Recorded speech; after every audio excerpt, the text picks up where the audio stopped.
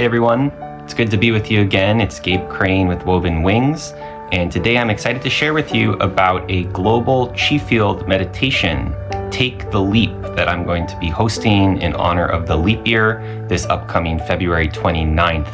And you can register for this totally free community event in the link of the video, wherever you're seeing this. And this is going to be an awesome opportunity. I got inspired by this a couple weeks ago, just recognizing, wow, it's a leap year. You know, we have this extra day in time. And of course, it's just a day like any other. It's a construct that we create, but it really puts us back in touch with what are we going to, if we had an extra day, what are we going to use that time for? And are we just going to go about our regularly scheduled programming, or are we going to maybe do something more meaningful and worthwhile with our time? And so this is going to be a great opportunity. Already I'm getting great response from folks across mostly the United States, but actually outside as well. So you can tune in with us wherever you are. And it's just going to be an opportunity for us to come together and really set some good intentions to gather chi, to gather energy for a transformational year. And so I hope you'll consider joining us, not for my sake, but for your own, for the sake of folks in your own life and community who can benefit from you being around and involved in that positive way in creating a difference. And so actually, just as part of that, I wanted to take today to actually talk in more depth about chi and what is chi. This is going to be a global chi field meditation, and I get that question a lot when I'm working with folks, whether it's clients one-on-one or people who are learning in a Qigong class with me or learning Ren Shui, which is the system that I teach. What is chi? How do I get in touch with it? How do I feel it? And so today is just a short primer. This is a big topic, but this is just an introduction so you can start to connect with this very important and powerful energy in your own life. Okay, and so when we think about chi, there are other words for this as well, and I want to clarify that. I think chi is primal life force energy. In wisdom traditions from around the world, there are other terms that relate to the same experience, the same concept, whether we talk about prana or mana, where I live here in Hawaii, or we also have the notions of ruach, or like the spirits, the Holy Spirit even. These are words and concepts that point to this animating force in life. And really, when we think about it through the lens of Ren Shui, or traditional Chinese culture, we really see chi as kind of that undifferentiated substance that everything is made of. It is the underpinnings of the matrix, so to speak. And that means it's our life force energy, and it's also what our bodies are made of. Our bodies, all of material reality is condensed into material form of chi.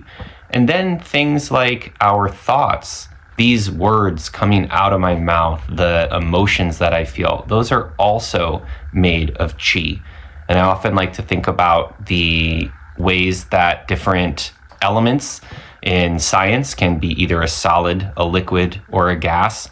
Well, it's the same way with chi. You know, we can have the energetic quality of chi, and then it can also become more airy in the form of consciousness and feelings and thoughts, and it can also become more material. So what does this benefit us, or how do we make use of that? Qi is, from the perspective of traditional Chinese medicine, it's the basis for health. So we need qi in order to be alive. If qi runs out, then we run out. We are often, usually in our modern life, in our normal way of operating, mostly qi depleted. We would say that for the most part, our modern lifestyles create circumstances where we really are low on qi. And so we do practices like qigong in order to replenish our qi, to gather it back to ourselves. And this then forms the underpinnings for the functioning of our overall health system. Before we have our physical organs, those are governed by these energy centers, what we call dantian, or In other traditions, you could talk about them as chakras, these energy wheels that govern the organs that then come out of them. We often look at the functioning of our body and on a physical level in Western medicine, but when we look at this more holistic way of approaching things, we can see that actually qi and the quality and abundance of our qi state is what drives our health to begin with.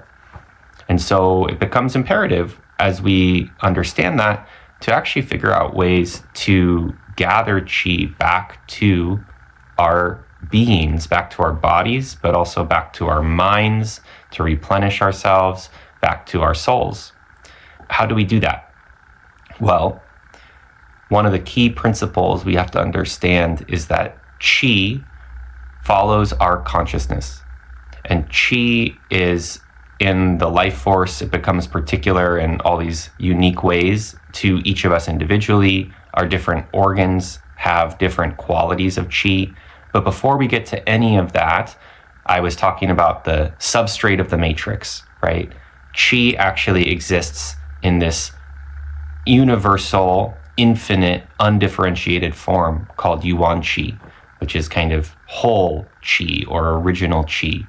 And this is kind of the bright light of the universe. It exists in limitless quantities all around us, in the space around us, and also inside us. And it's our opportunity to actually tap into and connect with that qi. And if we're able to connect with that, with our consciousness, then we can begin actually to gather that qi back into ourselves.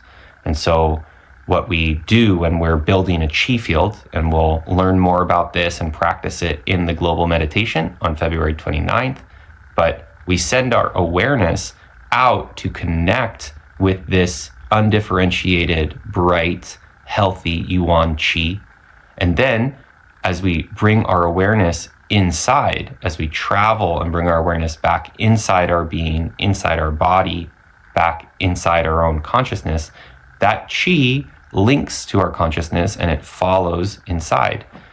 And as it's there and we gain more efficiency and ability with that, then we're able to get the qi to stick around and start to build up our qi condition, start to nourish us. And through that, generally speaking, our health improves. And it's not uncommon for people going to a Qigong retreat to spend a couple days practicing Qigong, and then suddenly its health conditions are improving. There's suddenly a lot of energy, a lot of mental clarity. And so these are just some of the benefits that can come from engaging in Qigong practice. Okay? A lot of what we tend to do, even what I'm doing right now, speaking and sharing, are all qi transactions. They take energy. Waking up and going about all the different activities that we do, even speaking and taking the time to share this video with you all, it creates a certain expense of qi that I need to be conscious of when I am sharing with you in a way so that I am able to stay centered, so that I don't become depleted, so that I can be calm and in a good state, which allows my qi to remain in a healthy condition, relatively speaking. Okay, and so that's something that we need to think about all the time when we're looking at caring for our qi and looking out for it. Lastly, what I want to share is that beyond this, qi follows the laws of life. So it follows what we traditional Chinese culture call the Tao, which you might be familiar with from the Tao Te Ching, right? But really what the Tao means is the laws of life, what creates life and sustains life. And it is a somewhat mystical, philosophical concept, because what those laws are somewhat mysterious. There's a saying that someone mentioned to me today, actually: when the Tao stops, morality begins. So when we lose touch with this ineffable, powerful center, we start coming up with all the lists, right, of what the rules are and how it works. But really, this is something that's beyond our intellectual understanding. And I wanted to share this awesome book that came across my way today, The Well of Being. And in this book, he talks about, the artist and author talks beautifully about the ways that we essentially, I'm paraphrasing for her video here, but essentially we cut ourselves off from the Tao. We cut ourselves off from this well of life that can nourish us and sustain our lives. And we do so by living inside stories. We create patterns where we live inside limitation. We learn different things as we go along in life. And that creates ways that, even though qi naturally follows these laws and will give us health, we live inside these patterns that cut us off from that natural flow of wellness and understanding.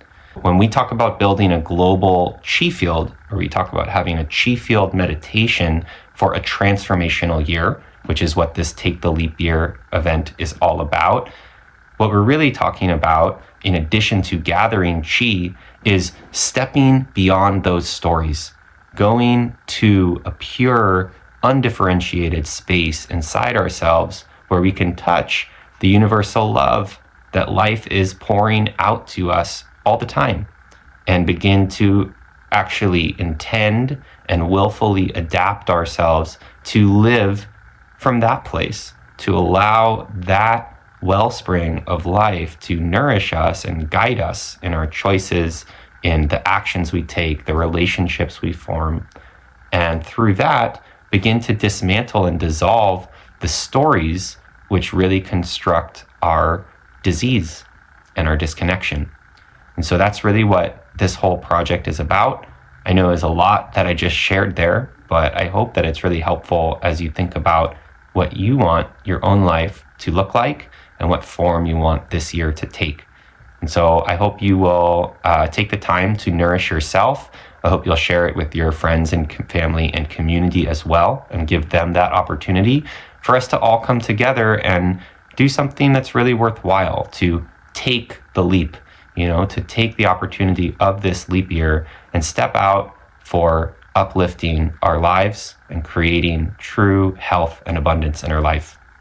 So thanks for joining me for this video. It was awesome to share it with you. I'm feeling nourished as I share it and not too depleted, which I'm grateful for. And yeah, I look forward to being with you on February 29th. Join us by registering in the link, and I'll see you out there. Take care.